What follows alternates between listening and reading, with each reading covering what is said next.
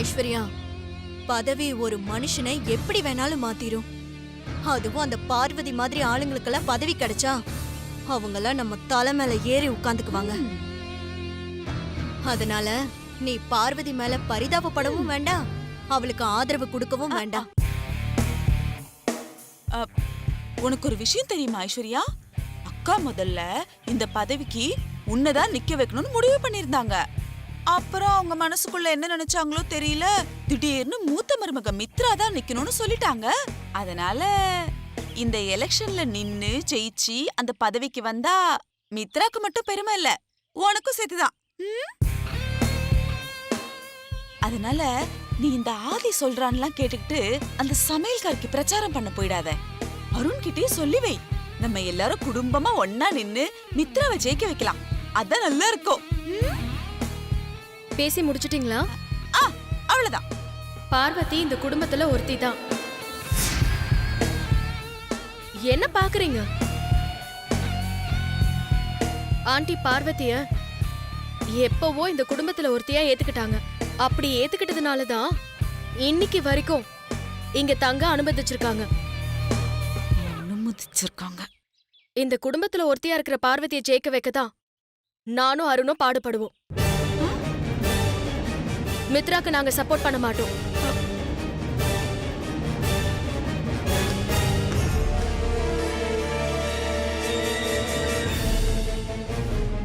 ஹோட்டல்காரிக்கு திமிர பத்திய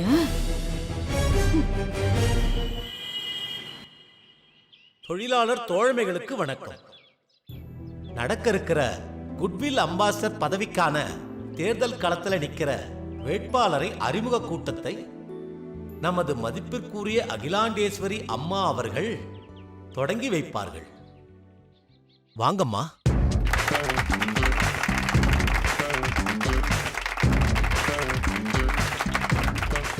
எல்லாருக்கும் வணக்கம். இது நாள் வரைக்கும் இந்த குட்வில் அம்பாசிடர் பதவிக்கு அன்ன போஸ்டா தான் ஜெயிச்சு வந்திருக்காங்க. இப்போ முதல் முறையா போட்டி போட்டு ஜெயிக்க வேண்டிய சூழ்நிலை வந்திருக்கு. ஜனநாயகத்துல போட்டிங்கிறது ஆரோக்கியமான விஷயம்தான். அதுக்கு நான் எதிரி இல்லை.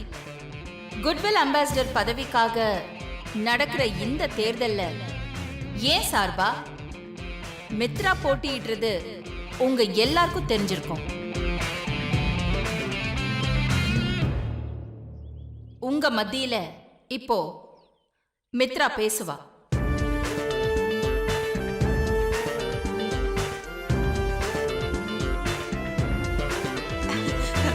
All the best Mithra. Thank you. நல்லா பேசுங்க. Hi ladies and gentlemen. There is no need to introduce me, since you all know well that I am the elder daughter-in-law of Akhilandeshwari.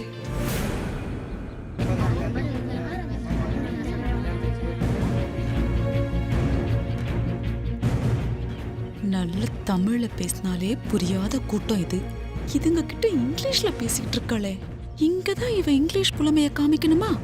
To be in the position of your goodwill ambassador, one should well educated, well talented, and also person with vast knowledge in economics. By the way, I possess all the above.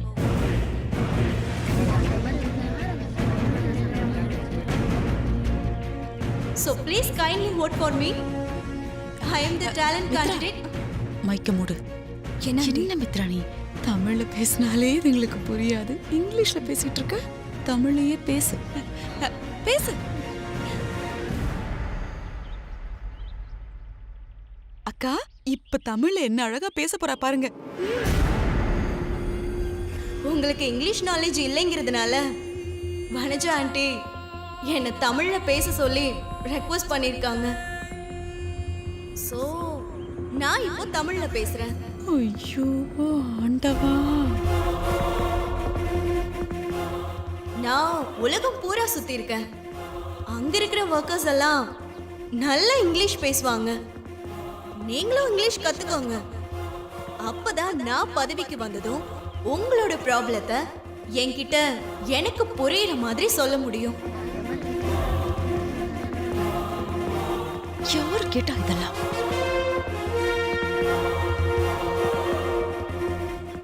இந்த goodwill ambassador பதவிக்கு வரதுக்கு நல்லா படிச்சிருக்கணும்,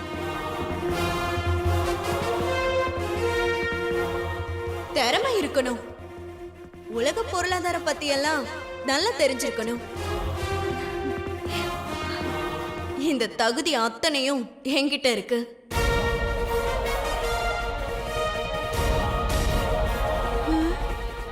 என்னை பொறுத்த வரைக்கும் இந்த எலெக்ஷனே தேவையில்லை.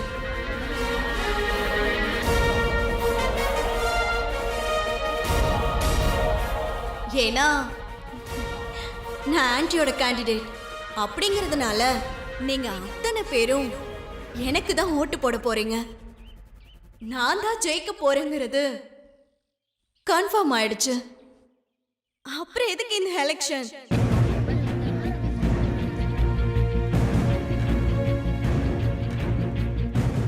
ஒழுங்கா கிச்சன்ல வேலை பார்க்காம எதுக்கு இந்த எலெக்ஷன்ல போட்டி போட்டு கால நேரத்தை வேஸ்ட் பண்ணிட்டு இருக்காங்கன்னு எனக்கு தெரியல.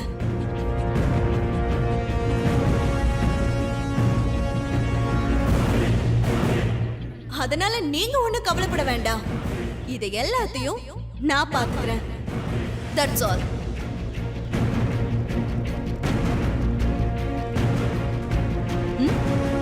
என்ன மித்ராணி?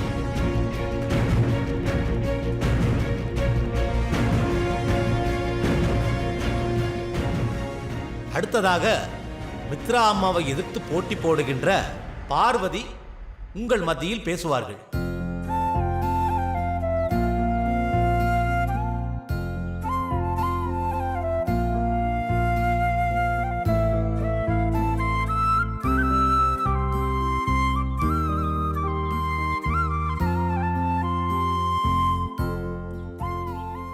மேடையில இருக்கிற அம்மாவுக்கு என் முதல் வணக்கம். என் உறவுகளாகிய உங்கள் அனைவருக்கும் என் அன்பான வணக்கம்.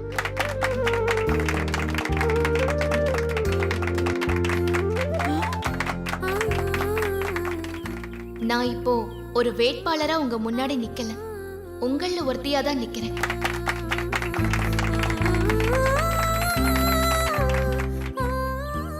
எனக்கு இந்த இங்கிலீஷ் எல்லாம் பேச தெரியாதுங்க. ஏன்னா நான் 10வது கூட ஒழுங்கா முடிக்கல. எங்கேயோ ஒரு கிராமத்துல காட்டுலயும் மேட்லயும் சுத்திட்டு இருந்தேன்னா இன்னைக்கு உங்க முன்னாடி இப்படி நிக்கிறேன்னா அதுக்கு காரணம் அம்மாதான். அம்மாவோட பெரிய மனசுந்தான்.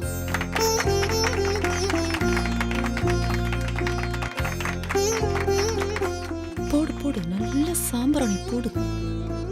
இவனுங்க வேற தீபாரதனை காட்டுறானுங்க. அம்மா வீட்டுல சமயக்காரியா இருந்த என்ன பிராண்ட் அம்பாசிடரா ஆக்கி இன்னைக்கு என்னை இங்க கொண்டு வந்து நிறுத்திருக்கிறது பெரிய யாதான்.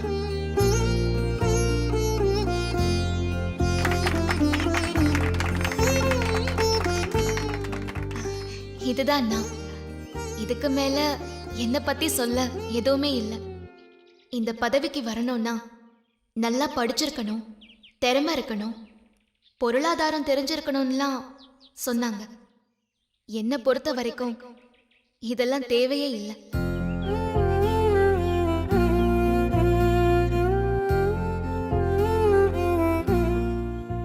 உங்களுக்கு தேவையானத கேட்காமலேயே அள்ளி கொடுக்கறவங்க அம்மா. அவங்க நிர்வாகத்துல நமக்கு என்ன குறை இருந்துற போது கொடுக்க மனசில்லாதவங்க கிட்டதான் போராடி வாங்க இவங்க சொன்னது எல்லாமே தேவை. அம்மா மாதிரி நம்ம கஷ்டத்தை புரிஞ்சு நாம நல்லா இருக்கணும்னு நினைக்கிறவங்க கிட்ட முன்னால போய் நின்னாலே எல்லாமே கிடைக்கும்.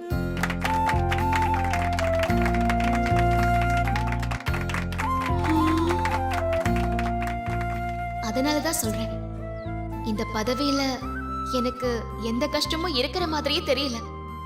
நானும் உங்களை மாதிரியே அம்மாவோட விசுவாசமான வேலைக்காரி தான். அதனால என்ன உங்க வீட்டு பொண்ணா நினைச்சு உங்களோட ஆதரவை எனக்கு கொடுங்க. நாம எல்லாருமே சேர்ந்து அம்மாவுக்கு பக்க பலமா இருப்போம்.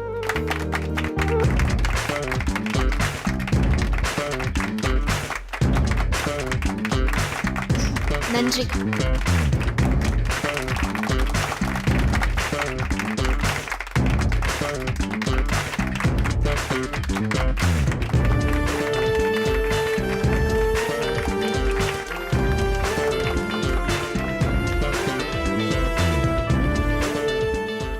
மா, 10ஆம் கிளாஸ் கூட படிக்காத பார்வதிக்கு கிடைச்ச வரவேற்பு படிச்ச மித்ராக்கு கிடைக்கலையே. பதவிக்கு படிப்பை விட பண்பு தான் முக்கியம்னு பார்வதி நிரூபிச்சிட்டாமா. எலெக்ஷன்லேயும் கண்டிப்பா ஜெயிச்சு காட்டுவா.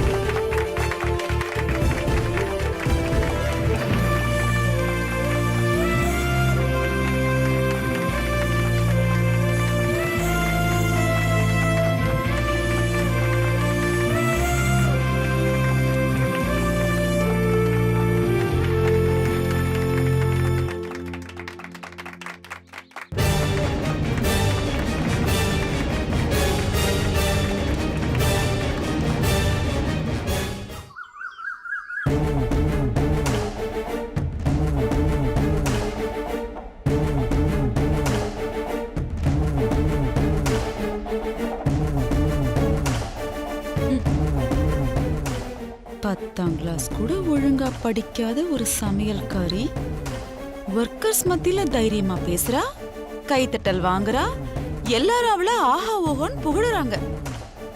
நீ இங்கிலீஷ்ல தமிழ்லன்னு மாத்தி மாத்தி பேசுன. அவங்க மனசுல இடம் பிடிக்கவும் முடியல, கைத்தட்டலும் வாங்க முடியல. நீ எப்படி மித்ரா அவங்க கிட்ட ஓட்டு வாங்க போற? ஆண்டி, என்னை எப்படியாவது ஜெயிக்க வைக்க வேண்டிய பொறுப்பு உங்களை சேர்ந்தது. நீங்களே இப்படி சொன்ன எப்படி ஆண்டி? அதுக்கு நானா ஓட்டு போட்டு உன்னை ஜெயிக்க வைக்க முடியும்? ஒர்க்கர்ஸ் எல்லாம் ஓட்டு போடணும், ஞாபகம் இருக்கா? அதுக்கு அவங்க கிட்ட இருந்து ஓட்டு எப்படி வாங்குறதுன்னு யோசி.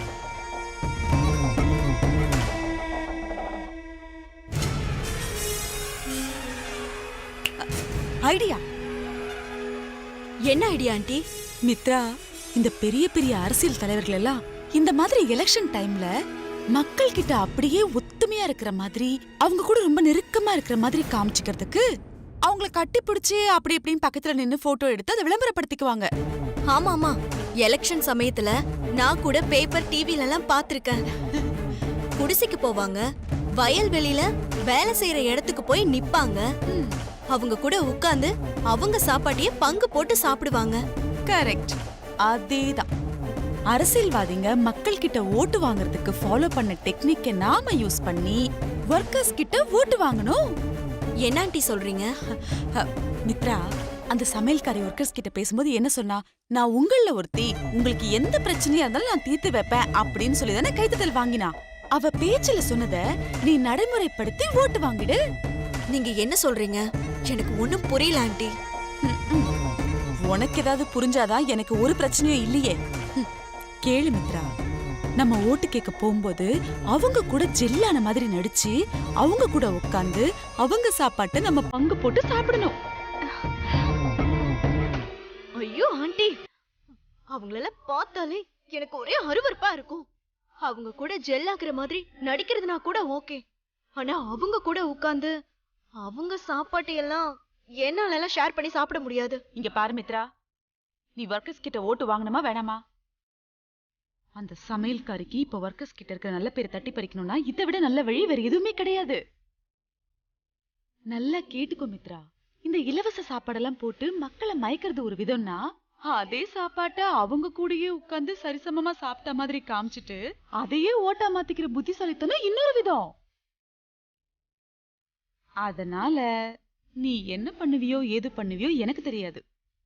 ஒர்க்கர்ஸ் கிட்ட நல்ல பேர் வாங்குறதுக்கு அவங்க கூட உட்கார்ந்து அவங்க சாப்பாட்ட பங்கு போட்டு சாப்பிடுற, ஓட்டு வாங்குற, குட்வில் அம்பாசிடர் ஆகுற. இவளுக்கு எவ்வளவுதான் எடுத்து சொன்னாலும்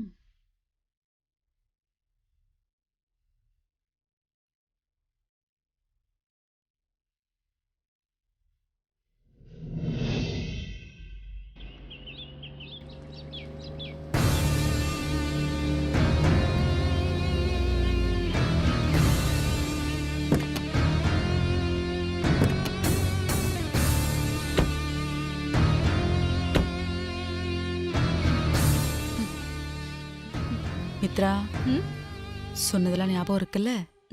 உள்ள போனதும் ஒர்க்கர்ஸ் கிட்ட அன்பா இருக்கிற மாதிரி நெருக்கமா சிரிச்சு பேசணும். அதுக்கப்புறம் அவங்க மேல ரொம்ப அக்கறை இருக்கிற மாதிரி நடிச்சு கொட்டணும். எல்லாத்த விட ரொம்ப முக்கியம், அவங்க கூட உட்கார்ந்து அவங்க சாப்பாட்டை ஷேர் பண்ணி சாப்பிடணும். சிரிச்சு பேசுறது, நெருங்கி பழகுறதெல்லாம் ஓகே ஆண்டி. ஆனா அவங்க கூட உட்கார்ந்து சாப்பிடுறதுதான் கொஞ்சம் இடிக்குது. உனக்கு ஓட்டு வேணுமா வேணாமா? என்ன ஆண்டி இப்படி கேக்குறீங்க? வேற எப்படி கேக்குறது? அவங்க கூட உட்காந்து சாப்பிட்டுதான் ஆகணும். வா பேசாம.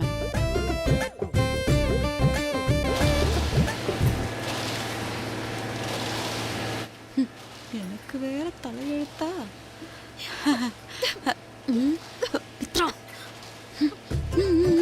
பண்ணாத, நம்ம ஃபேக்டரி. வா. வணக்கம்மா. வணக்கம். வணக்கம் மேடம். மித்ரா, என்ன இது இப்படி இப்படி கும்பிடு போடுற? அப்படிலாம் பண்ணக்கூடாது. கையை இப்படி வச்சு கும்பிடணும். என்ன சொல்றத புரிஞ்சுக்கோ. வா. வணக்கம் மேடம். வேலையை பாருங்க. வணக்கம்மா. அம்மா வணக்கம்மா. வணக்கம்மா.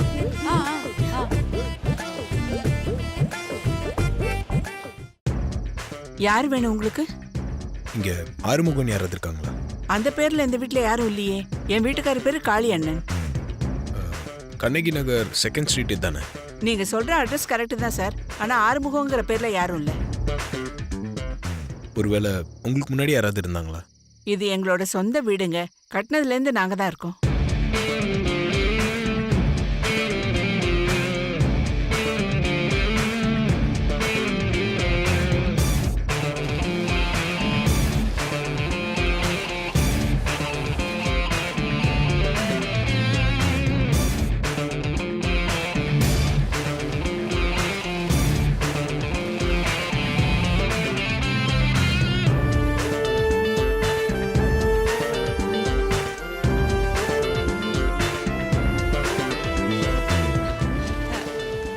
எல்லாரும் ஒரு நிமிஷம் வரீங்களா? வணக்கம்மா. வணக்கம் வணக்கம். எல்லாரும் நல்லா இருக்கீங்களா? அம்மா எங்களுக்கு எந்த குறையுமே வைக்கலம்மா. நாங்க எல்லாருமே நல்லா இருக்கோம்மா. அப்போ உங்க எல்லார் ஓட்டும் மித்ராக்கு தான் சொல்லுங்க. இத்தனை வருஷமா அம்மா சார்பா யாரை நிறுத்துறாங்களோ அவங்களுக்கு தான் ஓட்டு போட்டுக்கிட்டு இருந்தோம். ஆனா இந்த வருஷம் ஆதி சார் அவர் சார்பா பார்வதியை நிறுத்திருக்காரு. அதாம்மா கொஞ்சம் குழப்பமா இருக்கு. அதெல்லாம் நீங்க ஒண்ணும் குழப்பிக்காதீங்க. இப்ப கவனமா கேட்டுக்கோங்க. இந்த பார்வதி இருக்காளே, அவ படிக்காதவ. அவ எங்க வீட்ல சமையல் வேலை செஞ்சிட்டு இருக்கா. அவ எப்படி உங்க குறையெல்லாம் புரிஞ்சுக்கிட்டு அக்கா கிட்ட எடுத்து சொல்லி அதை தீர்த்து வைக்க முடியும்? ஆனா மித்ராவை பாருங்க, நல்லா படிச்ச பொண்ணு. நீங்க அவகிட்ட உங்க குறையெல்லாம் சொன்னீங்கன்னா அவ நேரா போய் அக்கா கிட்ட சொல்லி அடுத்த செகண்டே எல்லாத்தையும் தீர்த்து வச்சிருவா. அதனால உங்க ஓட்டை எல்லாம் மித்ராவுக்கே போட்டுருங்க.